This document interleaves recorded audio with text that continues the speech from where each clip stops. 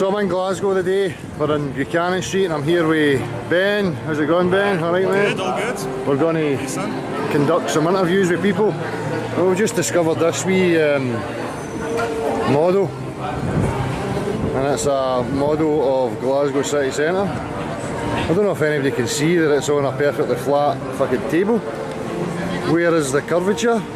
You would think they would add in the curvature for that length of city, but it's not there.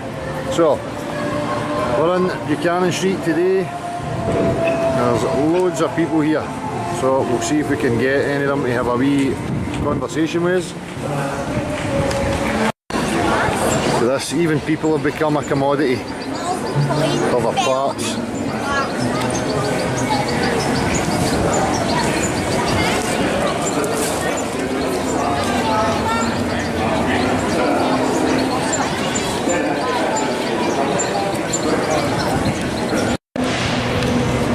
Shit, better open that. Oh, come round here. How you doing, my man? I'm good. Dale. I'm Chris. Chris, how you doing, Chris? Well, it is, Chris. I've got a wee YouTube channel and I just ask kind of things about the world we're living in and stuff like that. Aye. Can I ask you right off the bat, do you trust government? Do I trust the government? Yeah. No. No. Do you trust your own senses? Aye, 100%. And have you got a limit to where you would say the government do tell you the truth, or? What do you mean? Well, you know, I ask people that and they'll say they don't trust the government and stuff, and then I'll ask them, you know, well, what would you trust for the government? I mean, where do you draw the line? I don't think there's any line that I would draw there.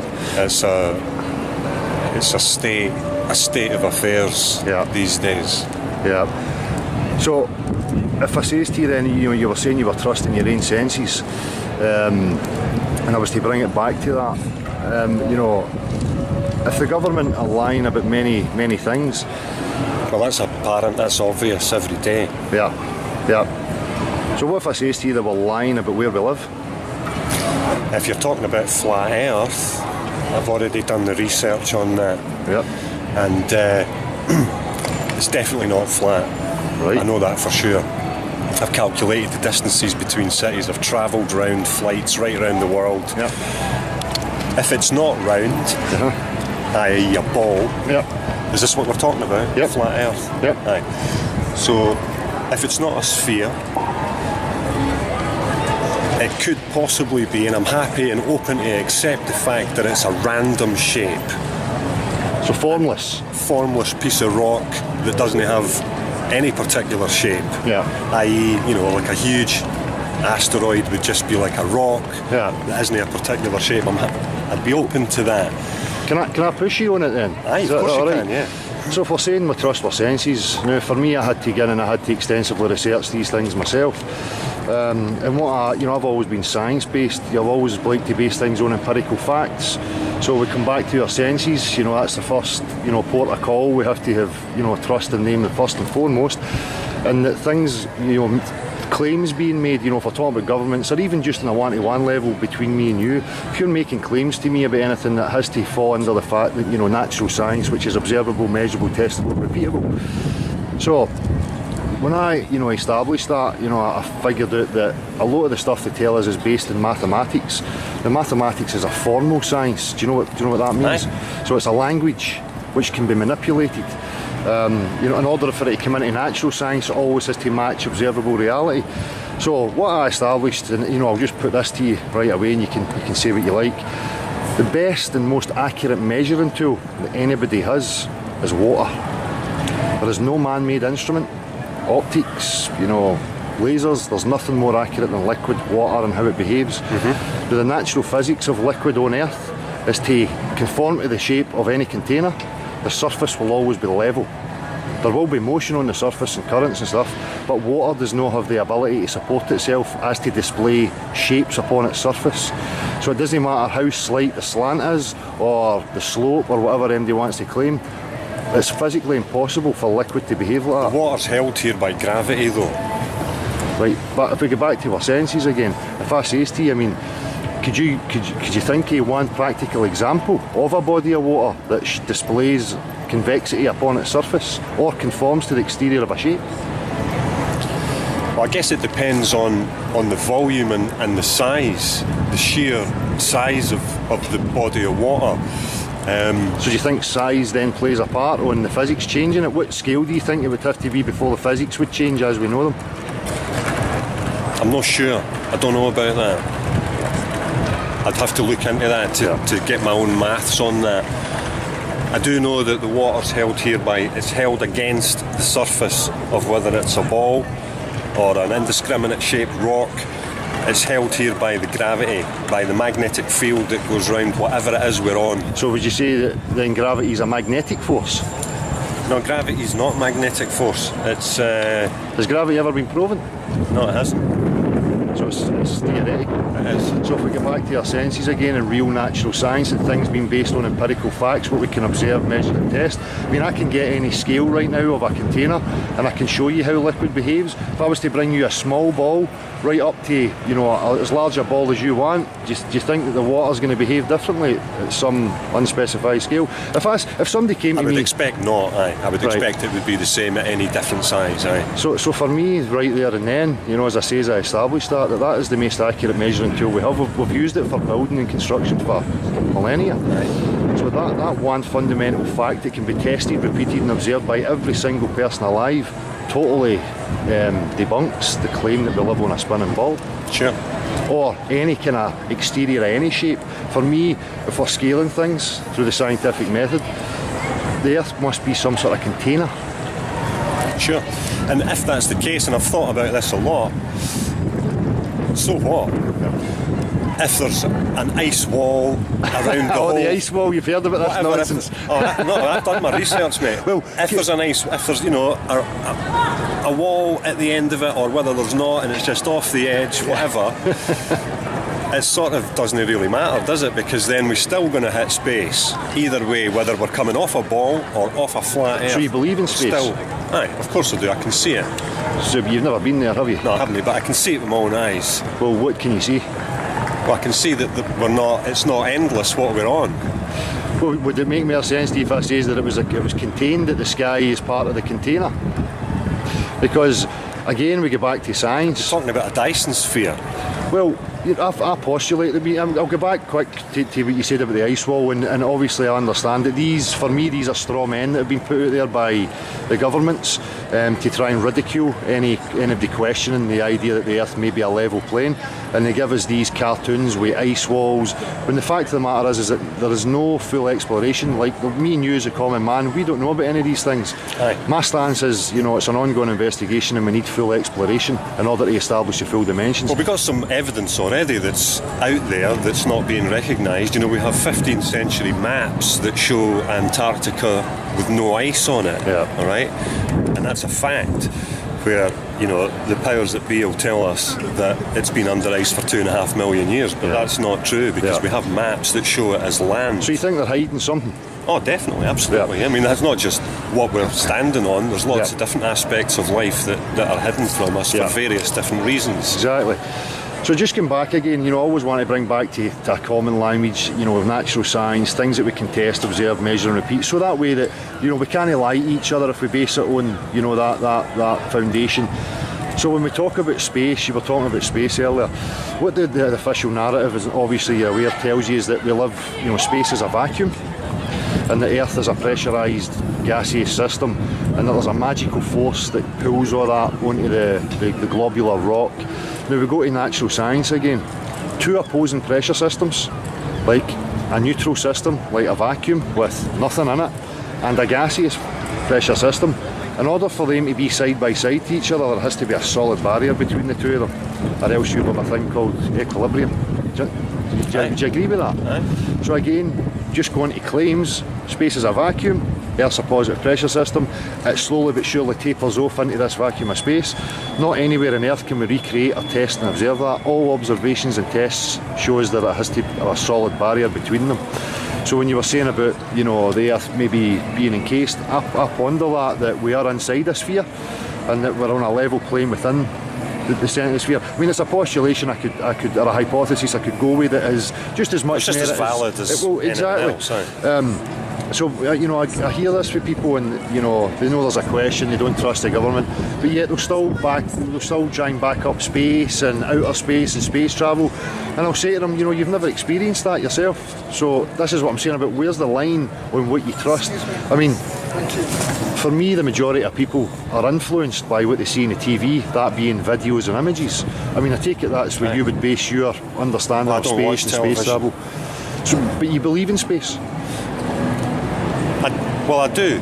I just maybe have queries about what's actually going on there. I do believe in space, I do. Do you think it's a vacuum? I would assume it is. So again, you know, in order for that to exist, there must be some sort of barrier between the vacuum and our gaseous atmosphere. I don't know about that. I'm not really that technical.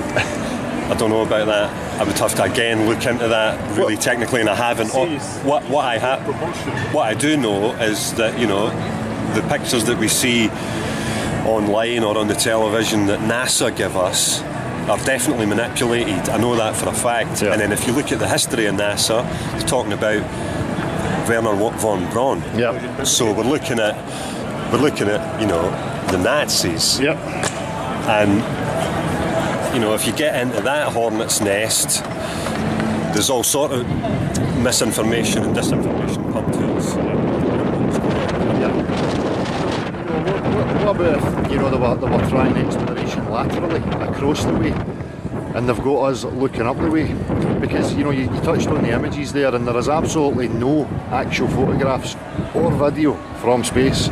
Other images are composites. They tell you this on their sites, like NASA. They'll tell you it's a composite. Yeah. So now when you've got opened eyes, you go back and you look, and I look at these images and they're cartoons. Well, the photographs from the moon, you know, are questionable. Do you believe they went there? Well, I would love to think that we did, but the 1960s? I sort of doubt it, because I've done a lot of research on the photographs, and there's two particular photographs that are a problem. So there's the photograph of Neil Armstrong standing outside the Apollo shuttle, and the crosshairs from the photograph are behind him. So I know that he's been dropped into that photograph. That's 100%. Well, there's so many anomalies with the moon stuff. Whether that photograph was real or not, that photograph has been manipulated for whatever reason. There's another photograph where the two astronauts are walking down a cliff face, and that same cliff face is in another photograph from the next day, but it's 1,000 kilometres away from where they were. There's no possible way they could have shot that the way that they did. So that's all questionable to me. I don't know about that. For me, again, you know, the moon stuff, you always ask people that, but for me it's utter nonsense. 1960s technology, you know, less computing power than, you know, a calculator. You know, signals clear as day. But the other huge problem with it is, again, as I say, they're claiming a vacuum next to a positive pressure system. You know, you have to prove that to me first, that can be possible. And there's nothing in science that can show or recreate that. Yeah, right. The other problem is what are you propelling against if you're in a vacuum? Because, you know, mechanics here and how things operate here is, you know, thrust works by pushing against the air.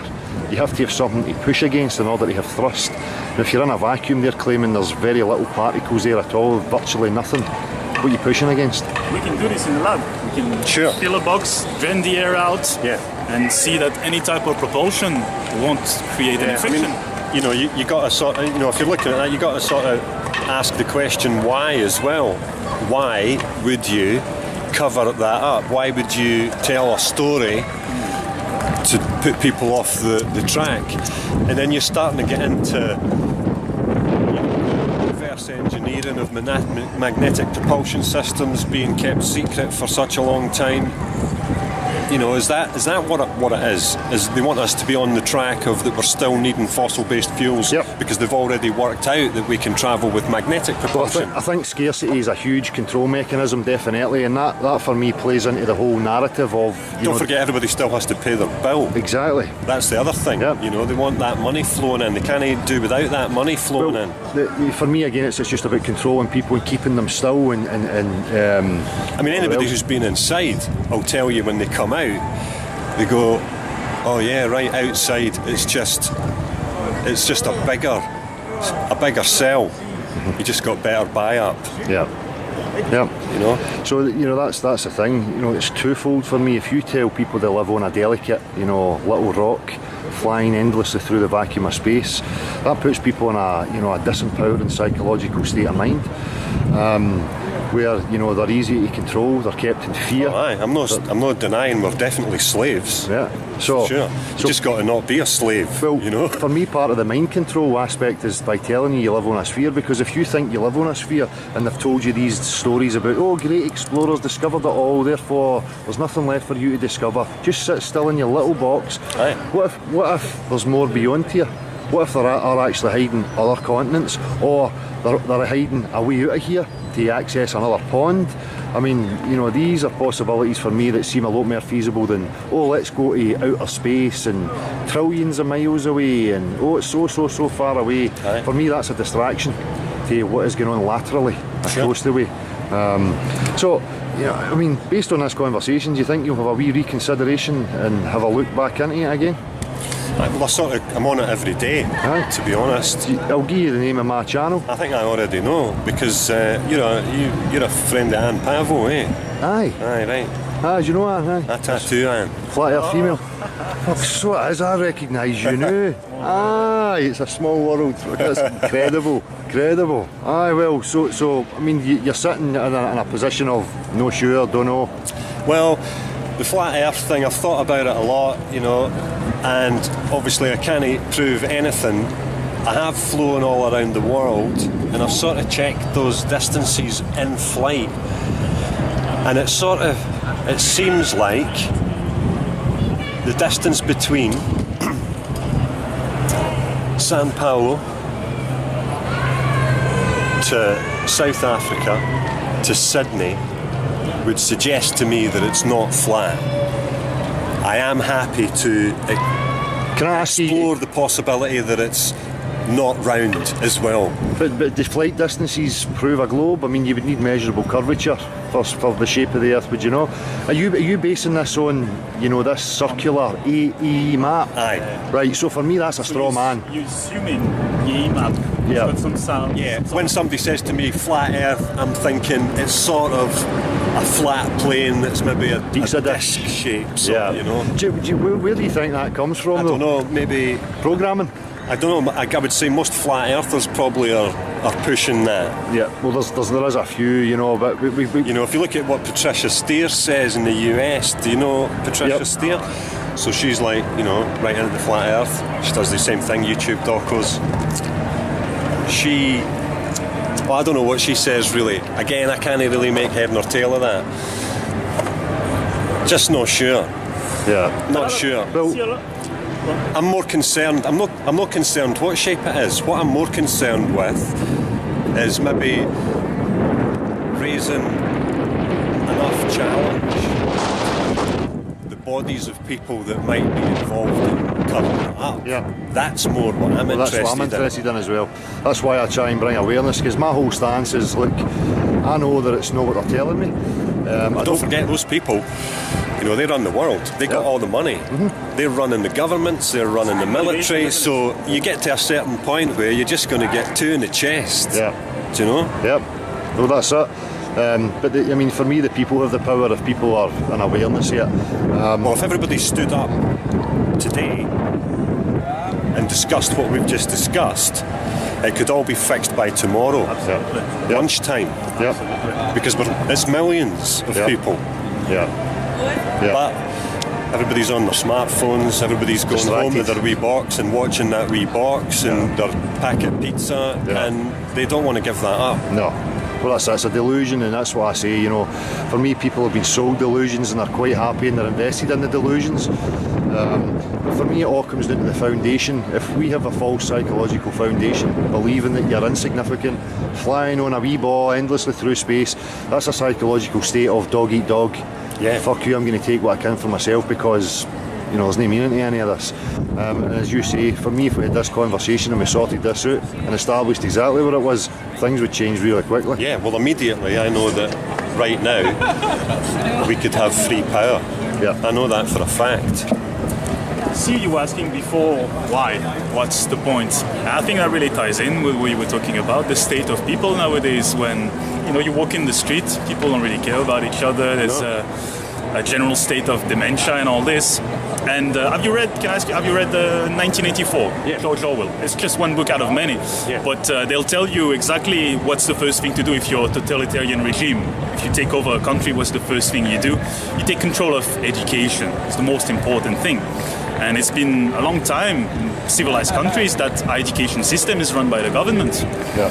And you say, the first question was, would you trust the government? Well, I have 3 children in school right now, and I know that all my children are taught at school is how to conform What do you think? to society. So I have to have additional education. All my children are all, they're all before 18. They're all pre-18. So, you know, they're just taking what they get fed at school. But they now know that that's not what they got to do. They now know I've taught them to educate themselves and educated them in lots of the things we've spoken about just now, so that they have at least a first and basic understanding of things might not be what they seem. Yeah. And I think that's important as well, because it's the children that are coming next. They're the next generation. They're the ones, I doubt anybody my age is going to be able to do anything about it. It's the kids that are the next generation that are going to have to start. That's a great point, because for me that's part of my journey and my experience as well. We're talking about governments and manipulation, and for me the removal of the liberal arts from mainstream education has played a huge role in that. And in the liberal arts you have things like the trivium, where they teach logic, rhetoric and grammar, and if we had these skills, nobody would be able to tell us lies. It's just as you say, that what they're doing is conforming the children. What to think? No, here's the tools, the mechanisms for how to think, how to address reality, how to question each other's logic and reasoning, how to use a Socratic method of questioning in order to find out the truths or falsities in any given claim. For me, that's a huge part of this whole problem that we're facing right now. So for me, that's exactly what I do with my kids. I try and instill in them, how to think, know what to think, and by that they can then assess through their own critical reasoning what's true and what's false.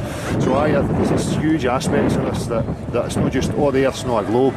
There's a whole process of how do we get in this mess in the first place, and for me that's part of my journey as well, and stuff that has to be looked at. It might not be part of a bigger picture as well. I've done a lot of sort of investigation and research over the years into other aspects of cover-up. You look at sites in the world like Pumapunku and Machu Picchu, and you see the size of the stones that were put in place. There's no possible way that could have been done with even methods that we have today to lift and move stones. It's not possible, even today with 100-ton cranes. You can't move those stones the way they moved those stones, and so then you're sort of looking at, you have to look at maybe old text and old scripture, and it tells us in old text the giants. I now firmly believe that in the past Earth had tribes of giants. I believe that. There's many people that are on that exact same train that you're on with that as well. I mean, for me, again, our true history for me is much more mystical and fantastic than what's been portrayed to us. They've given us this narrative of, the further back you go, the more primitive we were. And for me, it's just been a part of the deception. Well, I think that fact that you're saying there, the further back you go, the more primitive we were, that's just nonsense. That's not the case. It goes in cycles, and the Mayan calendar, if you look at that, it tells you that everybody waited in 2012 for the end of the world, right? Everybody thought it was literal that the world was going to end because the Mayan calendar ended in 2012. But what 2012 in the Mayan calendar was signalling, it's the peak of a dark age. And preceding that dark age was a golden age. Age of enlightenment. And coming after it will be another golden age, and it's a wave of cycle that's 26,000 years a cycle. And it's the cycle of the zodiac. The whole house, the whole celestial house takes 26,000 years to cycle once. And if you go back and you look at like the Giza Plateau, the pyramids in Egypt, the Sphinx, etc., there's no way that the Egyptian archaeology establishment are giving us the right information there, and they must know. They're telling us it's 4,500 years old. That can't be. Right? At the very minimum, the Sphinx must be 10,000 years old because it's Leo and it faces east. And the last time the house of Leo would have faced east in the celestial sky would have been 10,500 years ago. If it wasn't built then, it would have had to have been built 35,000 years ago. That's what I believe. I believe that the pyramids at Giza and the monuments in Egypt and the buildings in South America are 35,000 years old. Now, the people that tell us that they're not, they know that they're not. So I believe that that's tied in with what you're talking about as well. There's an overall picture that we're not getting, and everybody, they're all in on it. It's not just the money people, it's also the religious people. There's a reason, there's something that we're not getting, that if we got, everything would fall into place. You go, right, that's why they didn't tell us that and that, because it's connected. Well, that's the thing for me, and that's what I've been trying to say to people. We're at this point of amnesia, and people say things like, oh, you go inwards to find the truth, and I'm like, I've done my inward journey, and for me now there's a missing piece of the puzzle, and for me it's the exploration of the actual physical world that for me will bring us back to a realisation of who we are, what our natural history is, where we came from. The thing is though, that whatever it is that's missing, it's so sinister. That's why it's life and death to protect and cover that up generation after generation after generation. Whatever it is, it's going to be out there, mate. It's going to be something like we're needing to be harvested by some other species that they've done a deal with the government or whatever, or they need to crossbreed with us or whatever it is. So you're in agreement then, there's a bigger picture. And that's it for me. The bigger picture's no outer space. The bigger picture for me is laterally. Whatever anybody wants to believe about this place, for me, I look at life, I look at this reality as a machine. And for me, there'll be inlets and there'll be outlet points in it. There'll be intricate parts of it. For me, a lot of the technology we have is based on reverse engineering, how this reality actually works. So I am in total agreement with you. I think there's a much bigger picture here than anybody really realises, and myself included. I'm like everybody else, I'm stabbing in the dark, try to make sense of this. But I've established that, look, I have to base things on empirical facts. I have to trust my common sense, abilities, and I think everybody else should be encouraged into that as well, because that way, as I say, we kind of lie to each other then. And then if we base things on objective, measurable, testable reality, we can start to establish and unfurl, what we're actually living in here. It's going to get to a point though, even if you were to raise mass awareness, like, what you're doing today, a millionfold, and you start to get a lot of people, it's going to get dangerous, because you're starting to tamper with the money. Do you think it's about the money? I think it's. Well, some of it's about the money. It's definitely some of it is. You look at families like the Rothschilds. They're the wealthiest family on earth. They own the Reserve Bank, not just in the US, but in every other country, except for the ones in the Middle East that we're destroying. And that's probably why we're destroying them, because they're not part of the Reserve Bank. So if they print the money and they've got all the wealth that you could possibly imagine, I mean, the game has to be bigger than that. They own the media, they own the oil. The oil's a problem because they need to keep that flowing. That money needs to keep coming in. They need you to pay your electricity bill every month. When in fact, 100 years ago, we could have done away with that. We know that. Nikola Tesla already worked out the technology for free energy. We know that, but how are we going to get it? Well, we need to start fucking pulling together, I think, and make a stand at some point. But again, the problem comes in, the complexities. People are invested in their delusions. People have got a wee slice of the pie that they're comfortable with, and they don't want that upset. So, we'll get it twofold. We'll get these opposers, these elitists, these controllers, whatever you want to call them. And then we have the people who are suffering from Stockholm Syndrome, as far as I can see. And because of the state of their mind, they're quite happy to just go with the delusions that have been sold.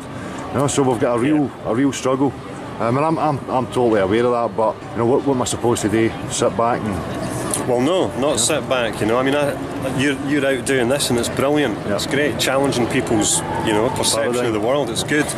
I probably do it in a different way. I sit and tattoo people, and I've got them on my bench for 3 hours, and I get into their head about it.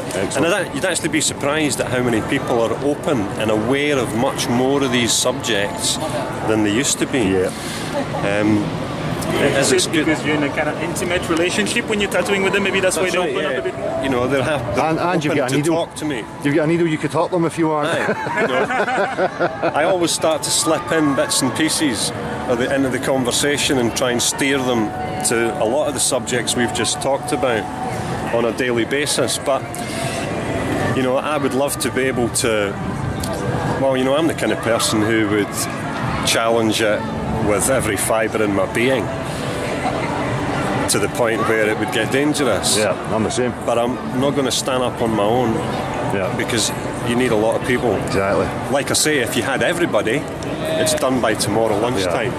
Yeah. See, that's the beauty of this, and that's part of my journey. It's like trying to steer people away from the pointing the finger, you know, and trying to take anything away from anybody. For me, if we stick to this subject, for me it's enough to cause enough rumblings, because you're no pointing the finger at anybody. This is about objective reality. It's about science, you know, and the measurement and testing of the natural world. No pointing at the Rothschilds, no pointing about any of these. You know, that for me it would be enough. If you could get that to enough people, it would cause enough rumblings for people to stand up and say, look, what the fuck's going on here? But that's just the angle I'm coming at, and there's many people out there that are coming from so many different angles. And as you say, you know, 15, 20 years ago when I was getting involved in these types of things, you couldn't speak to anybody. No. Nowadays, I could stop the majority of people here and they would have heard of conspiracy, or 9/11 was an inside job, or, you know, the banking system. You know, it seems to me that it's creeping in, you know, and I just hope that it continues, and, you know, show people this lie. And if you can show them that the fundamentals, the foundation is a false one, then for me that's it. It tears apart every other lie as well. Yeah, you know? It's just connecting the dots, it's connecting it together, which I still haven't done yet. I know there's loads of different aspects of it that all connect somehow, but whatever it is that connects it is protected with generations of whether it's organisations or elite, whatever, I don't know. Well, it's protected. It's been done through generations. You can see that and you can trace it. As I say, even going back to the education system, removing liberal arts from, you know, the public arena, because they don't want people critical. They don't want people being able to tear apart lies and having that, you know, access to their kind of tools.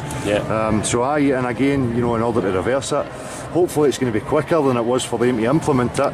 If we can reverse it or break it apart, you know, it's not going to take as many generations that they've went through in order to bring it to this stage. That's my hope. Maybe naive and idealistic, but fuck it, I've got to try. It took a while to perfect the tools, you know. I would say that to get it to fix it to whatever it is, we're going to have to go through an absolute horror show. Well, I think we're already going through the horror show, and this is a point I always say. For me, I hear these from people as well. Fix it.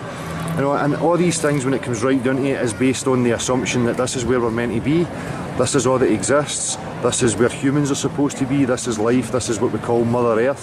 What if it's not? What if this is just a wee deep dark corner of something much bigger, and we're trying to fix something that, you know, can't be fixed because we're in an unnatural situation? Maybe that's the problem. You can feel that in your everyday being, you know. That this is an unnatural situation we're in. So there might no be fixing this, and, you know, the way we live right now, it might have to totally crumble. We might be able to flee to other ponds or other continents.